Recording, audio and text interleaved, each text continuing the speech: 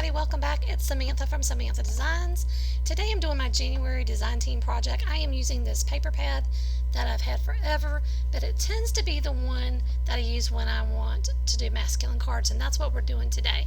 So I'm using four different pattern papers, some craft cardstock, a couple of dies, and then this sandwich embossing folder. It's not a sandwich. Where did I get that? I know y'all listen to my voiceover and go, what is with this girl? But anyway, first we're going to use the scalloped edge, and I'm using that on that craft cardstock, and I am just cutting that out. And then I'm going to turn around and emboss this with that embossing folder. But before I do that, I'm going to do my other piece.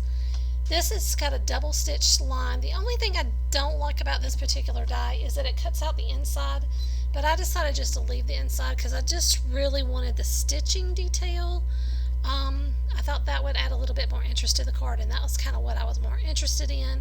But I used this very subtle brown background to cut that out of, and I'm going to leave the inside piece inside, so not a big deal. Okay, so now I need to do my embossing folder, which means changing out my plate to the plate that came with the machine originally. This is a Big Shot. The other plate I had in there was for, it was a magnetic one, and it's used for those steel dies. But I'm going to make my little sandwich. Could have sprayed this paper a little bit, and just to make sure there wasn't any cracking. I luckily didn't have any, even though there's a couple of times I could feel that the paper was, if I bent it too much, it was going to crack. So remember, you can always spray the back of it to soften it up while you're embossing something. That will help make sure you don't have any cracking.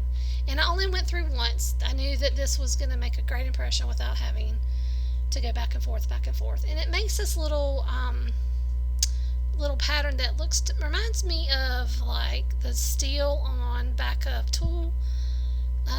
toolboxes in the back of trucks or whatever. And then I'm taking some black soot distress oxide, and I'm just putting that around the edges. The middle's going to be covered up with all the pattern paper, but I just wanted this to look a little bit more distressed, a little bit more rustic. I didn't want it to be bright craft. I'm going to be putting everything on a cream colored note card, so I just wanted this to be a little bit more subtle, so that's why I added in. And I'm just using a blender brush. It's actually a makeup brush. I don't own blender brushes because I find these work just as well. So yeah, very pretty.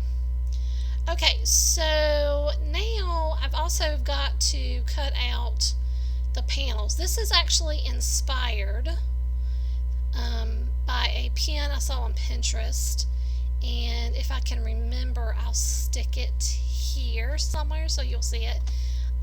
But yeah, I'm just kind of layering things up, going, okay, where is this going to be? And I'm going to take these three, and I'm measuring to see how long each of my panels actually needs to be. So the three panels end up being 1 1/4 by 2 3/4, and I'm going to use my guillotine trimmer here. I feel like the guillotine trimmer cuts things a little bit more evenly for me, so I really like using it. And since this paper is pretty thin, I can cut all of it at one time. And then I realized this is directional paper, so got to be a little bit more pay a little bit more attention to that. And then let's see, I think it was here when I was like, oh, this is directional, that's not gonna work. So I had to rethink this again and try again, but that's okay. I figured it out. It took me a little bit, and this is where I'm starting to write down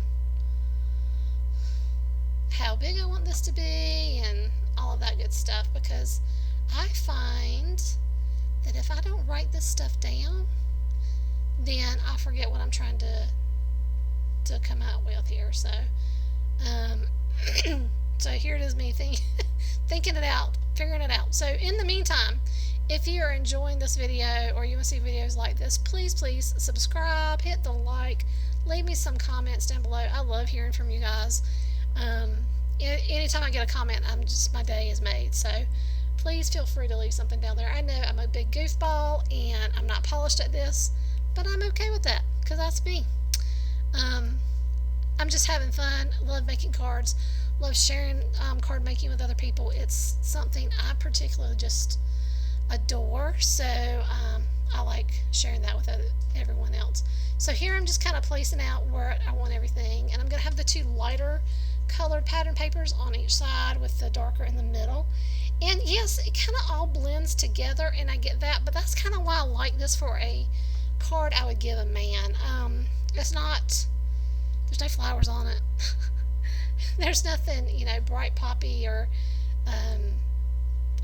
crazy on it, but I just, to me, this is just pretty. And for this next layer, I'm going to use my Craft Bond glue, and the reason is it gives a little bit of wiggle room, because you know me, I don't measure greatly when it comes. I don't measure the way I should to make sure things go on straight. I just kind of eyeball it. So, but that gives me that little bit of wiggle room so that I can eyeball it and make sure it's still somewhat straight. It's handmade. It's okay if it's not straight. And then for the inside of this, I think I just used my tape runner, which is also Elmer's. I'm a big Elmer's fan. I think that comes from school. Do you guys still use Elmer's school glue? Anyway, then each one of my little panels, easy peasy. I think I started with the middle, trying to make sure that I got them straight and somewhat spaced. There is a slight space between each panel, but it is very difficult to see because of that background is so dark. But I did get one of them, I think the next one, I got that a little off a little bit. It wasn't quite straight, which is good about the tape runner. It doesn't grab right away. So you're able to, if you're very careful and you go ahead and do it and you don't wait, that was the middle one I pulled up, you can pull it up and then kind of reposition it and get it where you want to. So that one I did move to just try to get it a little bit spaced a little bit more evenly between the other two. Now, I got to this point and I was like, what am I going to do for sentiment? I have no clue. So I pulled out these sentiments that I made on my Cricut Design Space, in Cricut Design Space, and cut out with my Cricut Explorer. This one says relax and enjoy. And then over on the side, you'll see I've got some little sentiment strips. This is from AliExpress. This is called Junk Journal Sentiment Stickers, and they're perfect. It just makes it easy peasy. And so the sentiment that I picked it on the kind of off-white colored, and it says every day is a new beginning, and then I added that relax and enjoy. So every day is a new beginning. Relax and enjoy it. Guys, I really hope you enjoyed this card and watching me make it. This is for Crafty Hazelnuts Pattern Paper Challenge for January, and it's my design team project, and I hope you'll stop by again.